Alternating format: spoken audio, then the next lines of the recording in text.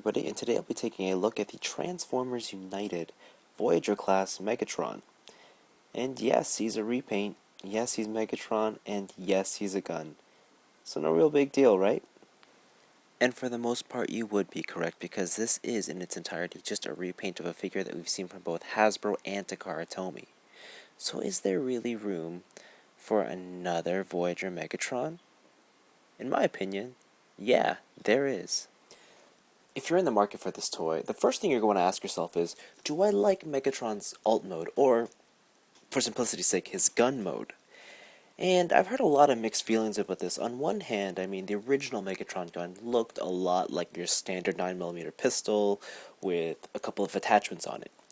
This looks like a heavy hand cannon. The only resemblance I still see from the original toy is the giant scope that also serves as his fusion cannon in his robot mode. So if you can get past this alt mode, which I personally love, then no-brainer, this toy is definitely one you're going to want to pick up. Like any toy gun on the market, Megatron himself includes a trigger, and thankfully the trigger is very clicky. And that's really it. Like any good toy gun, he does not shoot a bullet, nor does a missile fire.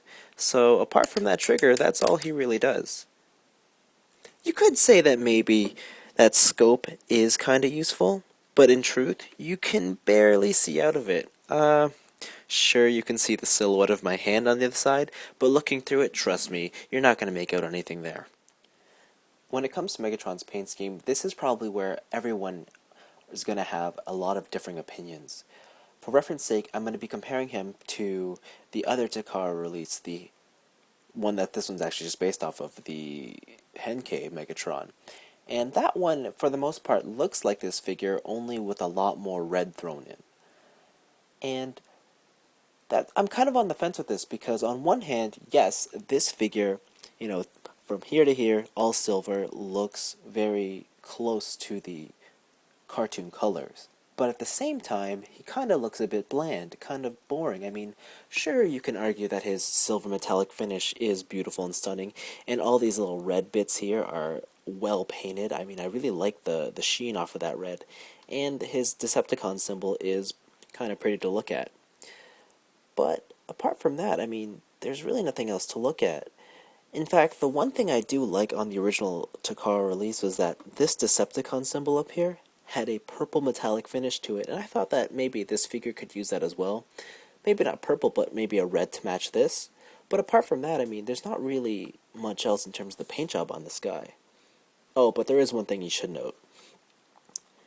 This side of the figure is clearly the side that's meant to be displayed, because if you turn him on the other way, all the screws are on the side. But that's just that. I mean, there's no way around that. That's how a lot of toys are designed, to have one good side and one bad side. But there you go. But enough about this, let's get him transformed and see him in his robot mode. After opening up his wings, you'll notice that Megatron's transformation is pretty simple. There really isn't anything new or exciting about his transformation, it just works, and I guess that's all you really need. All the joints come in together and lock in quite nicely, and they stick very tight. Almost scarily tight. An epic head reveal is the last thing that you'll see, and when you're finished, you end up with this beautiful looking robot mode. When you finally get this guy into robot mode, there's going to be two things you're going to say to yourself. The first of which is, man, this guy looks really good. And the second thing is, what are these giant things? And they can only be described as Megatron's wings. Yes, I know Megatron never had wings, but it does kind of help to explain why he could always fly around in the original cartoon. And so if you just take that explanation, then really you have nothing to worry about. As for the figure itself, he is quite a good looking guy. From all around, he is a beautiful color, and you can really tell this is where the all silver look really comes into play, because this guy really resembles everybody's memories of what Megatron looked like. The Henkei mold had a lot of red going around in his body, and this guy is just silver. And that really is all you want from Megatron. Just a silver body, red abdomen, and that beautiful purple Decepticon symbol right in his chest. Taking a closer look at Megatron's head, this is probably another point of contention where you really don't know what to think about it. On one hand, the shape is correct, the colors are correct, but the face itself is just a little bit off. I don't know what it is about it. It doesn't quite look like the Megatron that I remember from the cartoons or any sort of comic resemblance of Megatron. But that doesn't mean I don't like it. I still think it looks good. He looks very robotic, looks very mean and aggressive, and he looks like someone you just don't want to mess with. He's got the nice red light pipe beaming in there. You can't really see it with my lighting setup, but trust me, it's there. And that head being on this awesome ball joint, you can get him in pretty much any sort of direction you choose.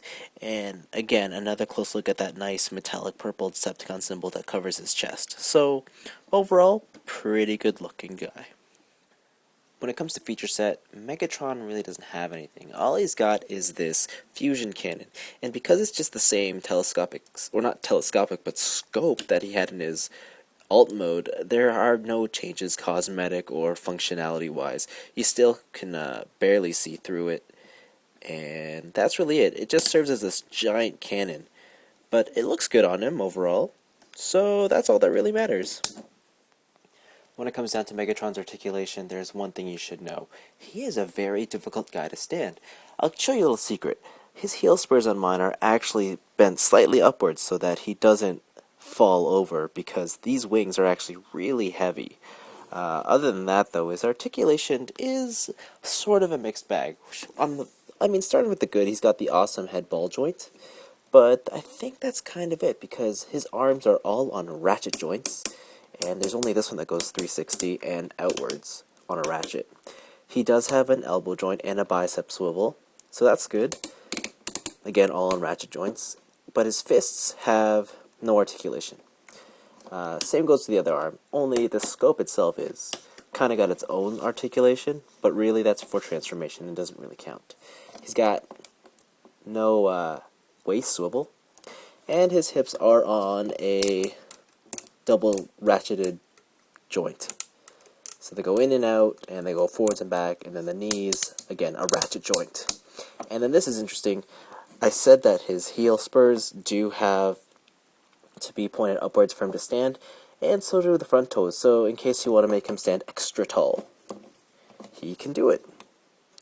But that's really it. These wings themselves, they can go in like that, outwards all the way.